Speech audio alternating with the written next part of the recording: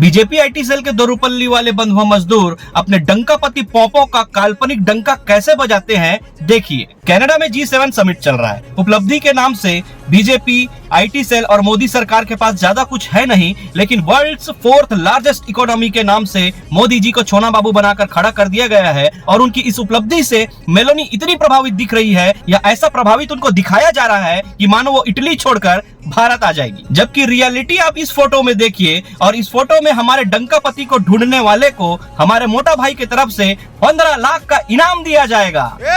हाँ, अंधभक्त बोल सकते हैं कि साहब पीछे जंगल पहाड़ियों में तपस्या कर रहे होंगे। जबकि मेलोनी की गंभीरता से भरी तस्वीर, चाहे वो डोनाल्ड ट्रंप के साथ हो या दुनिया के दूसरे नेताओं के साथ हो, इसे बीजेपी की आईटी सेल आपको नहीं दिखाएगी। ये तस्वीर हो या ऐसी कई तस्वीरें हो जिसमें मेलोनी और मोदी जी के बारे में सालों से आईटी सेल आपको बेवकूफ बना रही है। और फालतू की बातें इसलिए क्योंकि मेलोनी मोदी जी की बेटी की उम्र की है। ये जानकर भी सालों से बीजेपी आईटी सेल के लोग मेलोनी और मोदी जी की मीम्स बनाकर, वाहियात बातें बोलकर हमेशा से आपको सोशल मीडिया के माध्यम से आपको बरगला रहे हैं, और आप ही करके मजाक में अपने देश को कमजोर कर रहे हैं। ऐसे तस्वीरों और बकवास मीम्स में आपको ये उलझाते हैं, और आप उलझकर असली मुद्दे भूल जाते हैं कि हमारे देश का दुनिया में क्या प्रभाव है, हमारे देश का दुनिया में क्या साख है, क्या हमारे लीडर का दुनिया में कोई वैल्यू है। इन सब बकवास मीम्स में उलझकर आप ये भूल जा रहे हैं कि हमारा देश विदेशी स्तर पर कितना कमजोर हो चुका है कि युद्ध के समय